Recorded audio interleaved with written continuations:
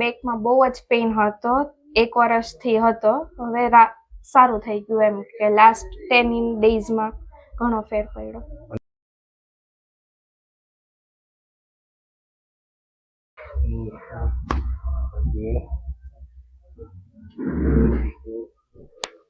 Okay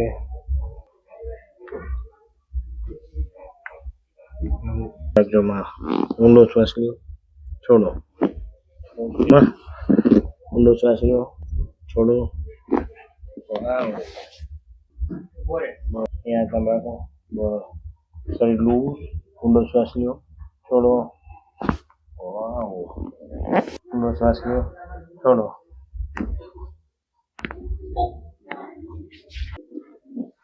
પકડો અહીંયા. નીચેનો પગ સીધો કરો. લૂઝ લઈ દીધો, લૂઝ શરીર લૂઝ. શ્વાસ લ્યો, છોડો.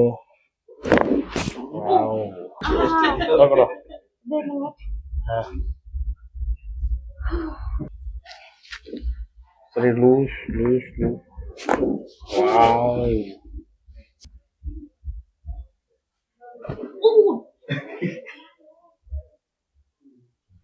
ફરી જવાની બાજુમાં.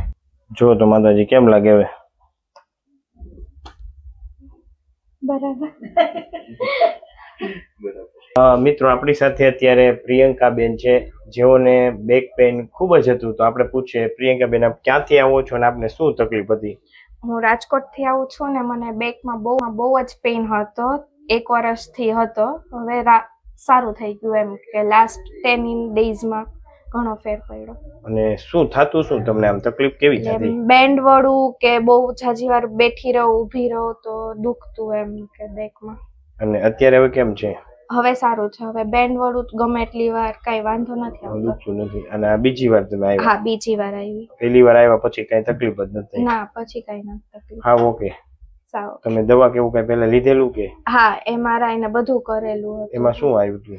એમાં ગાદી ખસી ગયેલી આવી હતી. દવા ને બધું કર્યું પણ તોય થોડો દુખાવો હતો. એકચ્યુઅલી L4 L5 માં તમને ગાદી ખસી ગયેલી હતી. એ ગાદીને આપણે અંદર બેસાડી એટલે તમને ઓકે થઈ ગયું. થોડું ધ્યાન રાખવાનું એટલે ફરી વાર થાય નહીં. આ વિડીયો YouTube માં મૂકી શકીએ? હા. તમે શું કહેવા માંગો છો? આ દવા, ઇન્જેક્શન, ઓપરેશન વગર છે તમને સારું થયું તો? બહુ સારું કહેવાય કે દવા વગર આટલું સારું થઈ ગયું. મેં 6 મહિના સુધી દવા લીધી હતી. હવે સારું છે. Thank you. Thank you.